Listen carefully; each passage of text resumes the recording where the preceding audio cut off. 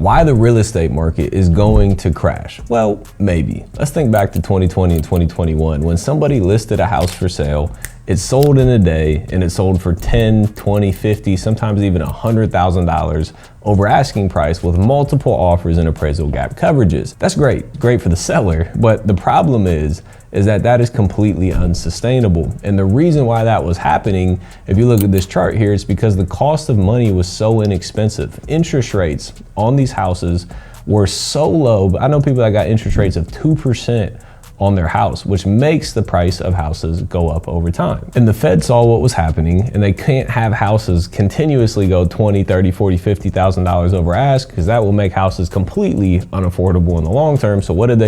They immediately started raising interest rates, and it was the fastest rise of interest rates that the United States has ever had. And then towards the end of 2022 and going into the beginning of 2023, the market got soft, right? All these crazy asking prices slowed down because nobody knew what was going to happen with the increased interest rates. So houses were sitting on the market for longer.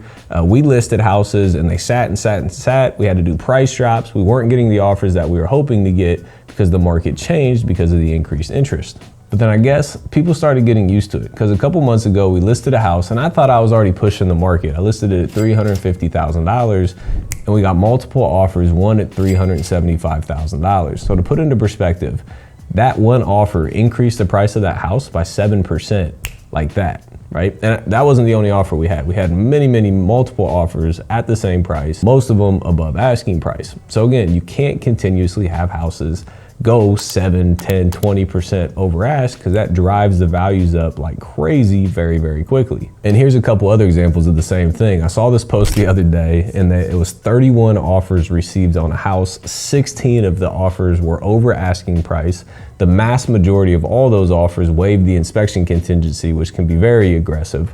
And 8 of them had appraisal gap coverages, meaning if the home doesn't appraise, they'll pay cash above it, again, forcing the price of homes to continue to increase. And then when I posted that message on Instagram, I got this DM from another gentleman, and it said, my listing last week had 40 offers. The highest was $75,000 over the asking price. This was on a $750,000 house. 75 grand over asking is a 10% increase in the price of the property, like that. So the booming market is back. The problem is this is a catch-22, because from a seller's perspective, this is great. Sellers are making more money than they ever thought they could make on their house. They may be going into retirement. Now they can live a better retirement, or they made more money and they're trying to level up into a bigger house, and now they can get a bigger house because they made more money on their original house. So it's great for the sellers. The problem is the buyer, because people are getting priced out. Everybody cannot afford to pay over asking price. A lot of people can't afford to pay what's asking already.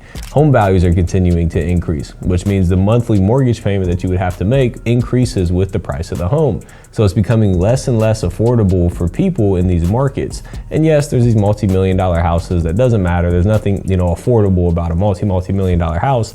But even the entry-level homes are doing the same thing. It just doesn't go up in chunks like that. But 10% on 200 grand is $20,000 and not $35,000. 3% on 200 grand is $6,000, right? It's all proportionate. It just doesn't seem as bad on the entry-level homes, but it is still getting priced out and becoming unaffordable. So to put things very much into perspective, let's take the average everyday $200,000 property. If it continues to increase at the rate of 10% a year, which is very realistic currently and over the last couple years, if it continues to increase at 10% a year, in 5 years, that $200,000 house is going to be worth $322,000.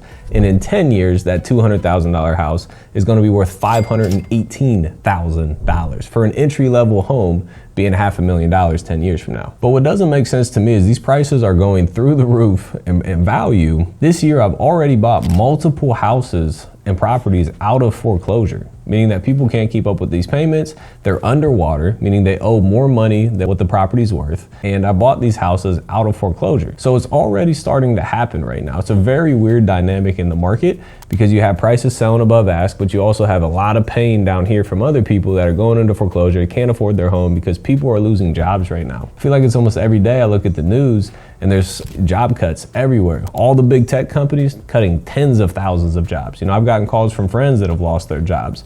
So the job cuts are here, which means that they can't afford their house, which means those are going into foreclosure. But then there's these other people that are making more money than they've ever made and can keep paying higher prices to continue to drive up the prices of houses. So I don't know what's going to happen happen. But if you want to know what I'm doing, I'm investing into entry-level real estate, because if it's entry-level, somebody's always either going to be able to buy it or someone's always going to need to rent it. Either way, you're still going to be able to cover yourself. But if you start getting into these larger asset classes, and it can be single family still, but bigger prices, more long-term, a lot more things can happen. So I'm staying conservative in my repair budgets and my after repairs values. I'm staying more to the entry-level price points because nobody knows what's going to happen over the next 1 to 3 years. Personally, I think it's going to get a lot worse before it gets better, but I'm curious to see what your thoughts are. So comment below, let me know what you're seeing in the market and where you see the market going over the next 1 to 3 years.